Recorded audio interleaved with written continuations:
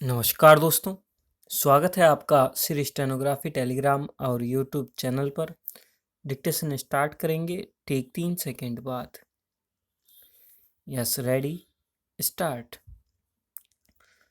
Corona का खतरा फिर बढ़ता दिख रहा है।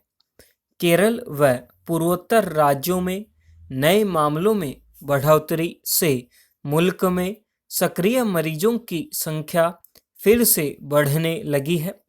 तीसरी लहर की आशंका के बीच विशेषज्ञों ने कहा है कि कोरोना संक्रमण के फैलने की रफ्तार का संकेत देने वाले आर फैक्टर में वृद्धि होने से महामारी के फिर से गिर उठाने की चिंता सताने लगी है। वैसे कोरोना महामारी की तीसरी लहर की आशंका के बाबत खबरें तो करीब जून में ही आने लगी थी।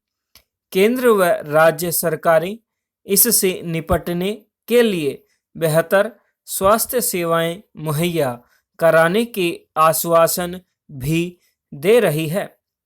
इस संदर्भ में जनजातीय मामलों के मंत्रालय ने आदिवासी लोगों की खास सुध ली है। आदिवासियों को तीसरी लहर के प्रकोप से दूर रखने के लिए हाल में कोविड टीका संग सुरक्षित वन धन और उद्यम नामक अभियान शुरू किया गया है। इस अभियान के शुभारंभ के मौके पर जनजातीय मामलों के केंद्रीय मंत्री अर्जुन मुंडा ने कहा कि यह सुनिश्चित करने के लिए कि तीसरी लहर जनजातीय क्षेत्रों को प्रभावित न करे, जनजातीय लोगों का टीकाकरण महत्वपूर्ण हो गया है। जनजातीय समुदायों को महामारी के दौरान न केवल सुरक्षित और स्वस्थ रहना बल्कि आजीविका संबंधी गतिविधियों को जारी रखने में भी सक्षम होना चाहिए। उन्होंने यह भी कहा कि इस अभियान के माध्यम से हमें उम्मीद है कि हम अपने वन धन विकास केंद्रों और गांवों को अपने राज्यों में पहला कोविड मुक्त और सभी प्रतिबंधों से मुक्त घोषित करने में सफल होंगे। गौरतलब है कि मुल्क में करीब 10 करोड़ 50 लाख आदिवासी आबादी है।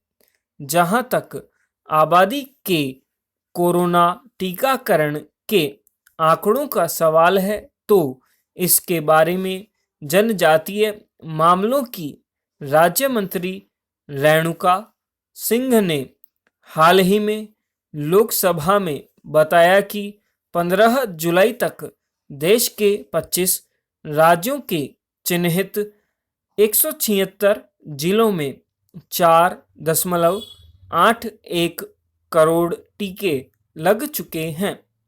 राज्य मंत्री ने यह भी स्पष्ट कर दिया कि सरकार की प्राथमिकता में आदिवासी कहीं भी पीछे नहीं छूटे हैं। कोविड टीकाकरण अभियान आदिवासी इलाकों में भी सफल हो, इसके लिए सारे प्रयास किए गए हैं। मुल्क में आदिवासियों के बीच टीकाकरण को लेकर निरंतर जागरूकता अभियान जारी रखने की जरूरत है। उसके कई कारण हैं। मुल्क के जिन राज्यों में जनजातीय समुदाय है, हर एक की अपनी अपनी परंपराएं हैं, बोलियां भी अलग अलग है, भौगोलिक दृष्टि से बिखरे हुए हैं, सामाजिक व आर्थिक पैमाने पर भी मुख्य धारा से पीछे हैं। स्वास्थ्य सेवाओं तक उनकी पहुंच बहुत ही सीमित है। विश्व स्वास्थ्य संगठन ने जनजातीय समुदायों को टीकाकरण की प्राथमिकता वाली सूची में रखने की अनुशंसा की है। United Nations permanent forum on Indians issue के अनुसार ये लोग सामाजिक आर्थिक रूप से अधिक हाशिए पर होने के कारण महामारी में अन्य लोगों की तुलना में अधिक संवेदनशील होते हैं, क्योंकि इनकी प्रभावशाली निगरानी जल्दी चेतावनी देने वाली प्रणाली तक पहुंच कम होती है। स्वास्थ्य व सामाजिक सेवाएं भी आसानी से उपलब्ध नहीं होती। दूर दराज जंगलों के आसपास बसने वाले जनजातीय समुदाय कोविड संक्रमण व टीकाकरण के बारे में कई भ्रम व गलत जानकारियों से घिरे हुए हैं। मसलन यह महज साधारण सर्दी जुकाम है, इसका टीका लगवाने से शरीर कमजोर हो जाएगा तो काम कैसे करेंगे, आदि आदि। कोविड टीका संघ सुरक्षित वन, धन और उद्यम अभियान ऐसे ही निराधार धारणाओं का जवाब देने व टीकाकरण की रफ्तार को तेजी देने के लिए शुरू किया गया है। जनजातीय कार्य मंत्रालय के तहत आने वाले ट्राइफेड बाल अधिकारों के लिए काम करने वाली अंतर्राष्ट्रीय संस्था यूनिसेफ और विश्व स्वास्थ्य संगठन मिलकर इस मुहिम का संचालन कर रहे हैं। इस मुहिम की खास बात यह है कि यह देश भर में 45,000 वन धन विकास केंद्रों के माध्यम से 50 लाख जनजातीय लोगों के बीच टीकाकरण को बढ़ावा देगा। यह अभियान मुख्यतः 3 बिंदुओं पर आधारित है। पहला, प्रत्येक जीवन कीमती है, इसलिए टीकाकरण जरूरी है। दूसरा, जीविका, यदि आपको यह टीका लग चुका है तो आप संक्रमित होने के डर के बिना अपने वन धन विकास केंद्र और आजीविका संबंधी गतिविधियों को जारी रख सकते हैं। यह आपको अस्पताल में भर्ती होने व अन्य आकस्मिक खर्चों से भी बचाता है। तीसरा, जागरूकता, वन धन विकास केंद्रों की स्थापना भारत सरकार की वन धन विकास योजना के अंतर्गत की गई है। इन केंद्रों में जंगलों से एकत्र मूल्यवान सामग्री को स्टोर किया जाता है व उनको प्रसंस्कृत करके सुरक्षित रखा जाता है। जंगल आधारित उत्पादों से आदिवासी समूहों को काम उपलब्ध कराया जाता है ताकि वे वर्ष भर व्यस्त रहें। गौरतलब है कि जंगल देश के 5 करोड़ से अधिक जनजातीय लोगों की आजीविका का प्रमुख साधन है और जिन जिलों में आदिवासी बसते हैं उन जिलों में जंगल मौजूद होते हैं। वन धन विकास केंद्रों में आदिवासी अपनी आजीविका संबंधित कार्यों व अन्य कार्यों के लिए भी आते हैं। लिहाजा जनजातीय मंत्रालय ने इन केंद्रों को विशेष तौर पर चिन्हित करके इस मुहिम को शुरू किया है। इसकी शुरुआत छत्तीसगढ़ के बस्तर व मध्य प्रदेश के मंडला आदिवासी जिलों से की गई है।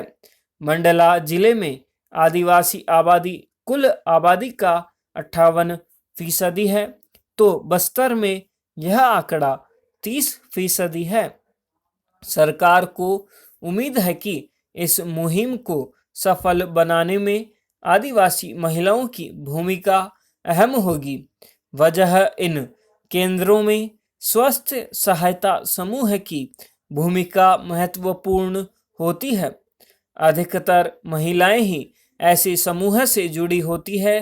वे ही वन सामग्री को चुनने व भंडारण और अन्य जरूरी कार्यों को अंजाम देती है।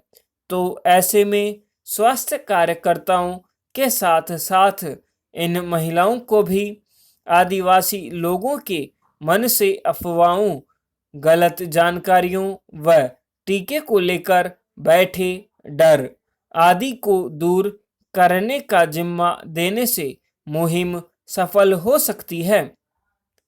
प्रसंगवश यहाँ जिक्र करना जरूरी है कि आदिवासी समुदायों में कोविड टीका लगवाने में महिलाओं ने पुरुष को पीछे छोड़ दिया है, जबकि सामान्य आबादी में टीकाकरण का रुझान बताता है कि यहाँ पुरुषों की संख्या महिलाओं से अधिक है।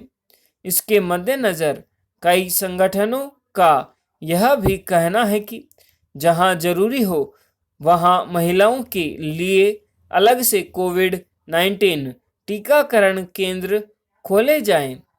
कोरोना संक्रमण की तीसरी लहर की आशंका के मद्देनज़र जनजातीय कार्य मंत्रालय ने सजगता का परिचय देते हुए जो पहल शुरू की है उसे सफल बनाने के लिए, यानी लक्षित समूह है उससे लाभान्वित हो, इसके लिए बराबर निगरानी की जरूरत होगी।